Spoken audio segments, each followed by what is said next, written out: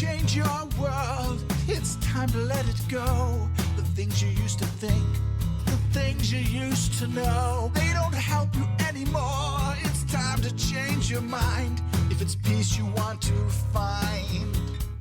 This is Kurt Kaikonen, pastor of Calvary Chapel, Waterford, at your neighborhood church. Today on Change Your World, we'll be in the book of Matthew. So grab your Bible and let's get started.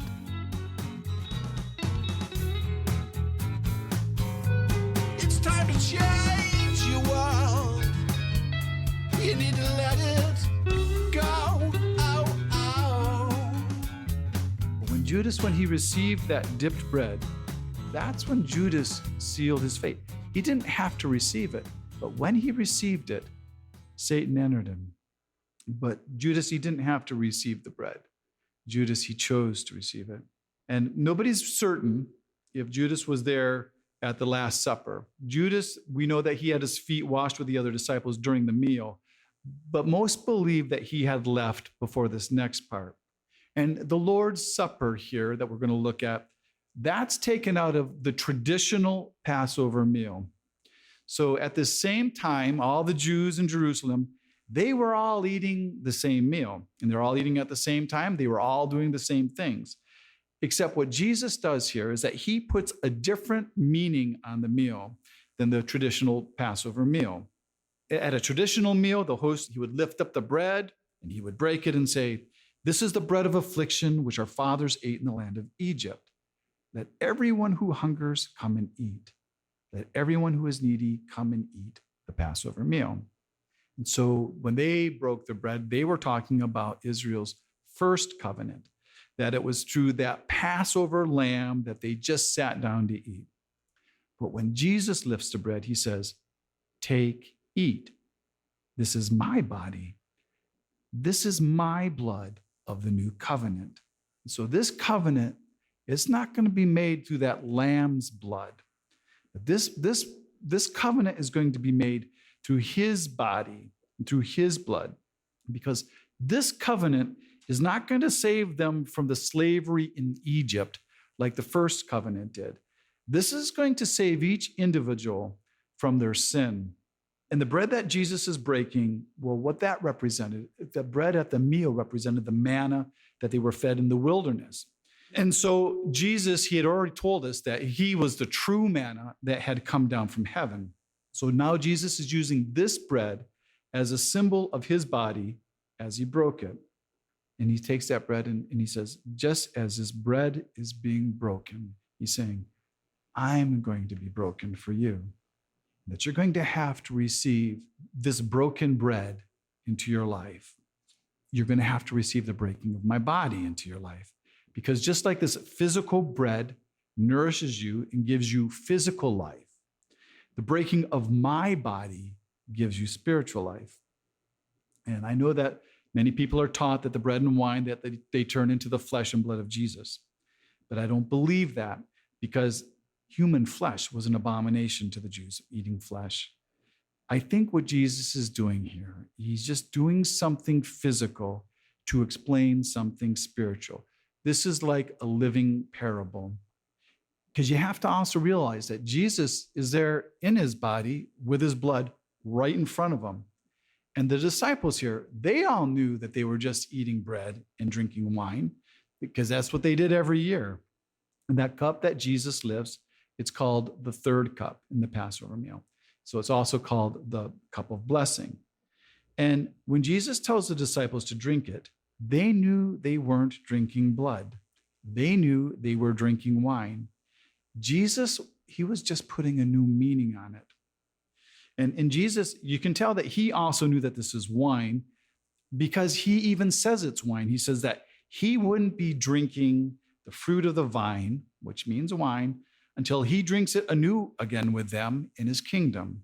All right, and so then after this, they all went out and they sang a hymn, and that hymn came from the book of Psalms. And that's what all the Jews did after the Passover meal. They would sing the Psalms called the Hallel, and that's Psalm 116 through 118. And if you read those, you'll read that they were all messianic Psalms. And so now Jesus with the 11, they leave the upper room and they're going to go to where they spend their last evening together. And it's probably a place where they camped often. It's over on the Mount of Olives. It's a place that Judas would have known well, and he would have known that they were staying there.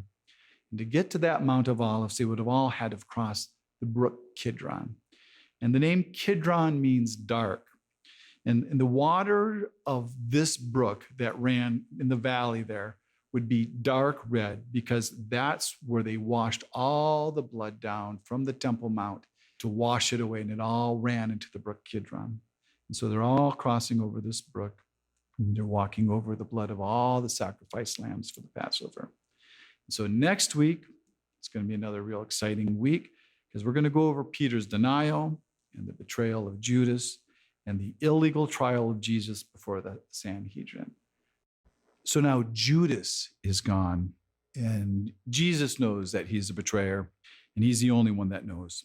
And they're leaving the city of Jerusalem, and they're leaving that population of over 2 million people, because that's how many people would gather during the feast. And it's a full moon, because it's always a full moon on the Passover. And they crossed the brook Kidron, and because of the moonlight, they can see that the brook is red from the blood of the lambs that have been sacrificed for the Passover meal. They probably also can smell it.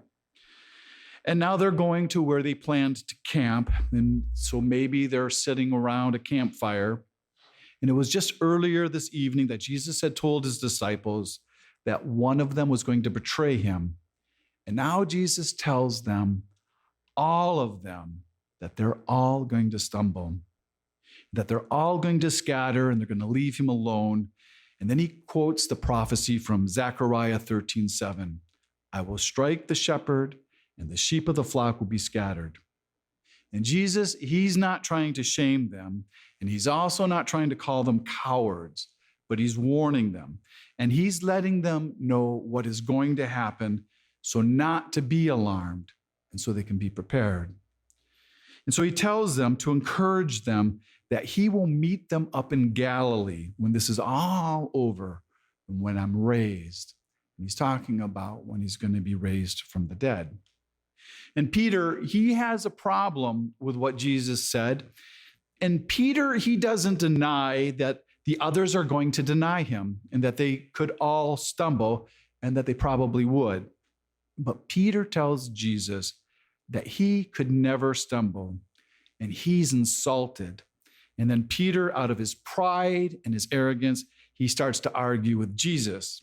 And so then Jesus, he goes on to tell Peter, you're not only going to stumble tonight, but you're going to stumble worse than any of them. And then Jesus tells Peter exactly how it will happen, that before the rooster crows 2 times, you will not just be scattered, but you will deny me 3 times.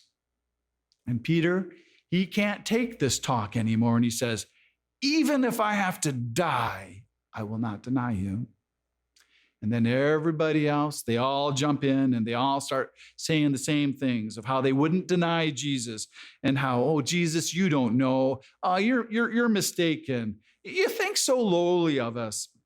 But the truth is that God, he will often warn us before something happens in our lives because he already knows it's going to happen. And if you remember last week, Jesus warned Judas that it wouldn't be good for him if he was to betray Jesus. And so here, Jesus is warning Peter that all this will happen to him this very night. But none of these people listened. They all went their way, and they all fell into the trouble that they were warned about, as if Jesus had never said anything to them. But when God warns us about something, he doesn't warn us for no reason.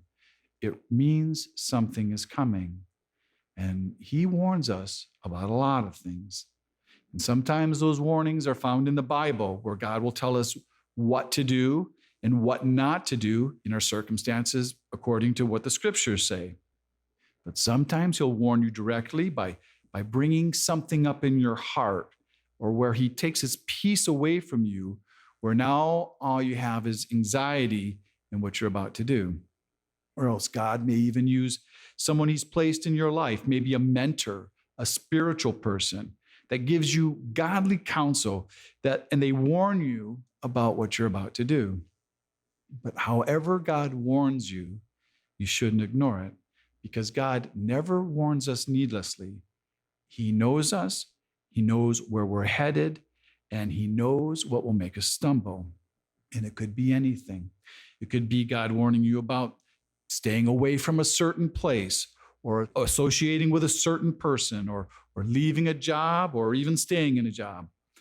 But if he warns you, and you know it's him warning you, you need to believe him that something's coming, because God doesn't warn for no reason. But if we find ourselves and we not heed his warning because we think we can handle it, we will usually realize when it's all over that he was just trying to protect us. And that's the whole reason for Jesus warning the disciples here, so that they wouldn't be overwhelmed when they did scatter and when they did deny him. But there's no time to argue here. There's only enough time here to pray. And so you see, Jesus, he's not upset with Peter at all, because he takes Peter along with John and James to pray with him in private in the Garden of Gethsemane. And I think part of this is that Jesus is wanting to keep Peter close to him, because Peter is going to have a really bad night this night.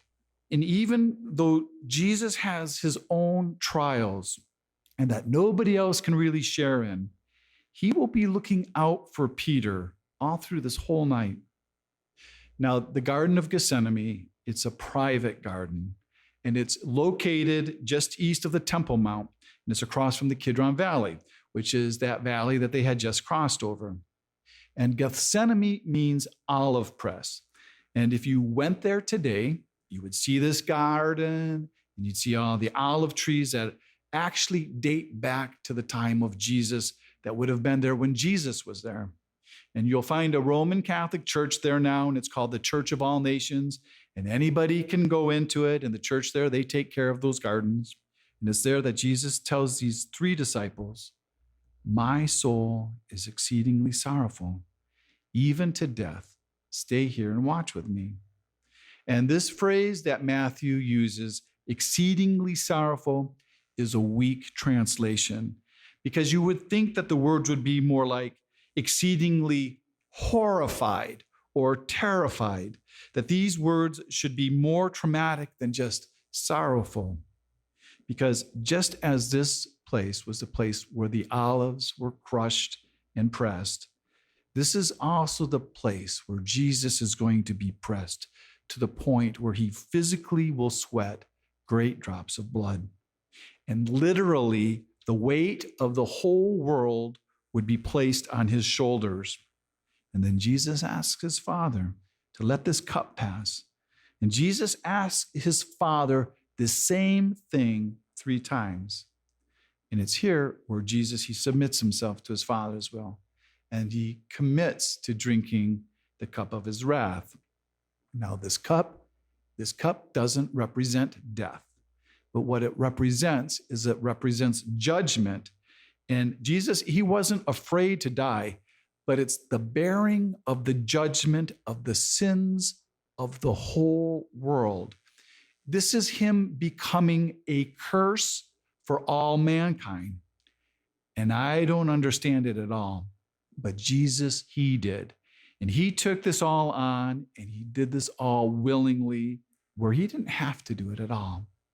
But this was the only way to save everybody, because Jesus loves everyone, just like the Father does. And so now it's only been 1 hour, and everybody's sleeping because they're all full of Passover dinner. And I don't think Jesus is criticizing the disciples when he says, the spirit is willing, but the flesh is weak. But what I think he's saying is, I know you want to stay up with me and you want to support me, but it's just hard for you. And so Jesus, he gives up on them staying awake with him, and he lets them sleep. And Jesus knows that the time is up. And so he goes and he wakes everybody up before the troops get there. And Jesus says, "Behold, the hour is at hand, and the Son of Man is being betrayed into the hands of sinners. Rise, let us be going." See, my betrayer is at hand. And we know from the other accounts of the gospel of Jesus' betrayal that what is called here a great multitude is actually a Roman cohort. And a Roman cohort was 600 men. And they're made up of Roman soldiers with a captain, but they're also made up of the temple guard, the temple security officers. And here it mentions that they are having clubs and swords, but it also mentions in the other gospels that they also had lanterns and torches. And so these soldiers were prepared for a great fight, and they were prepared for Jesus and his disciples to run away into the hillsides and to be hiding in the caves, where they would have to search for them in the middle of the night through the caves with their torches and their lanterns. But it didn't happen like that. Jesus came up to them, and when they asked who he was, Jesus identified himself. So Judas, he didn't have to kiss Jesus. The soldiers, they already knew who Jesus was. And the word used here for kiss means that Judas actually kissed Jesus repeatedly. So Judas, he's not afraid of Jesus. And you wonder when Judas does say, "Greetings, Rabbi," or "Hi, teacher." Well, how did he say that? Was Judas still pretending to be a disciple, or was he saying this in a mocking voice? But Judas, he's being brave, and that's because Judas is not afraid of Jesus. Because you see, Judas knew that Jesus loved him. And there's another thing. Judas also knows that he has an army behind him. And so Jesus, he just says to Judas, he says, "Friend, why have you come?" And we never get to hear Judas's answer. And Jesus here, he is not being betrayed by a stranger. He's being betrayed by his friend, by a friend that he loves just as much as he loves the rest of them. And so then the soldiers, they laid hands on him. We hear of no struggle because Jesus, he's already submitted himself to his Father's will. But Peter hasn't submitted. And we know that it's Peter who cut off the high priest's servant's ear because the other gospels tell us it was Peter. And we know from Luke's gospel that in the middle of all this chaos, Jesus immediately healed the servant's ear. And his name was Malchus, which happens to be an Arab name. And the reason it's believed that Malchus is named by name is because they believe that the early church knew him, that Malchus at some time had become a Christian. And it's maybe because he was actually the last miracle that Jesus performed while being present here on earth. And here, with Jesus healing Malchus's ear, Jesus, he is still looking out for Peter because Jesus does not want Peter to be arrested. And Jesus tells Peter to put his sword away, that violence isn't the answer, and that by living by the sword and by committing violence, you're only hurting yourself. If you live by the sword, you die by the sword. Because Jesus is not a victim here. He is in control of all of this. And he tells them he could have 12 legions of angels there, which is 72,000 angels. But Jesus says, if he did that, how then could the scriptures be fulfilled that it must happen this way? And that's the same thing we need to listen to today, that we need to be listening to these same words of Jesus, that Jesus is still in control today. And for us as his disciples of nowadays, violence still isn't the answer. Because even in our day, we see that the days are coming, and with the Lord's approaching return, that chaos, it has to happen. Or else, how would the scriptures be fulfilled? But here with Peter, you can see that Peter is trying to fulfill that vow that he made to Jesus earlier. And he's trying to prove to Jesus that he was wrong about him, that he would never deny him, and that he is willing to die for him. But the truth is that Peter just got in the way of Jesus's peaceful surrender. And now Jesus is having to take care of the mess that Peter made so that Peter wouldn't be arrested and that he wouldn't be crucified alongside Jesus.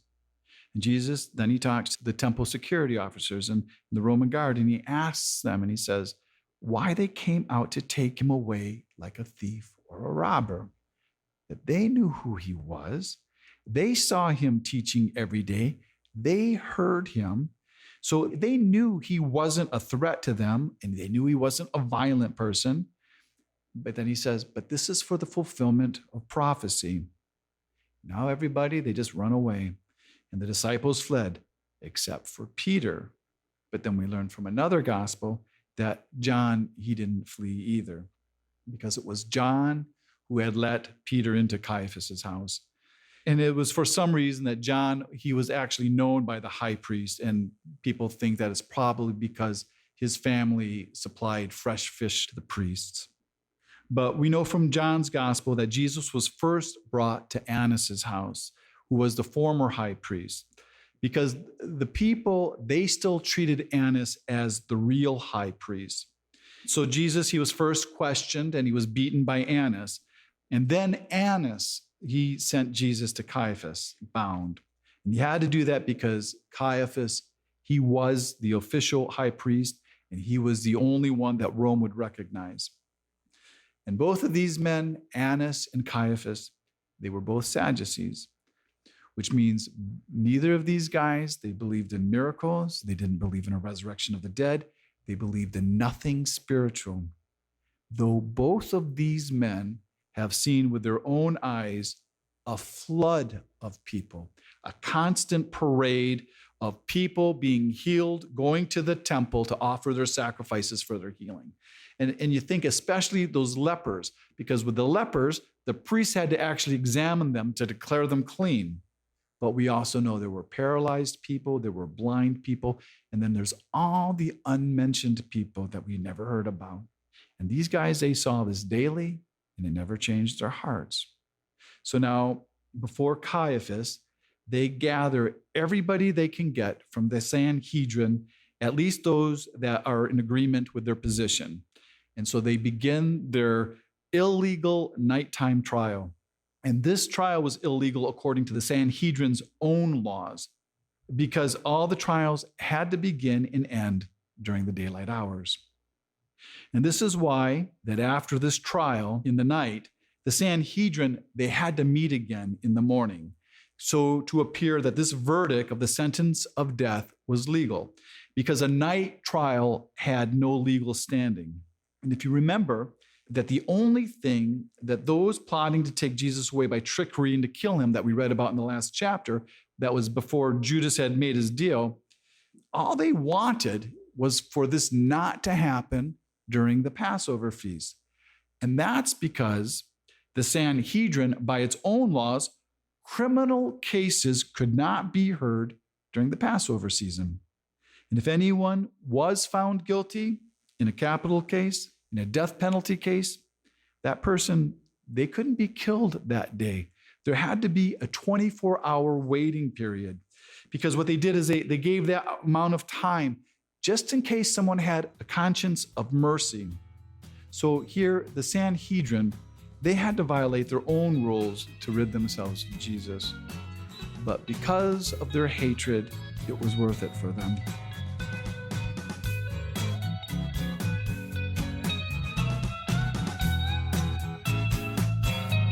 You need to change your world. You need to let it go. Oh, oh, oh. Thanks for listening to Change Your World. Change Your World is an outreach of Calvary Chapel, Waterford, and Your Neighborhood Church. If you're listening to Change Your World in the Detroit metro area, why don't you join us for church this Sunday? Our service time is 10 a.m. at Calvary Chapel, Waterford, 183 South Winding Drive, Waterford, Michigan. We're competing with the Catholics. It's only an hour. All the donuts you can eat, and you don't have to believe a thing we say, but it could change your world. You need to change your world. The rest of today's message can be heard at yourneighborhoodchurch.org. So check us out and download the app. And until next week, remember,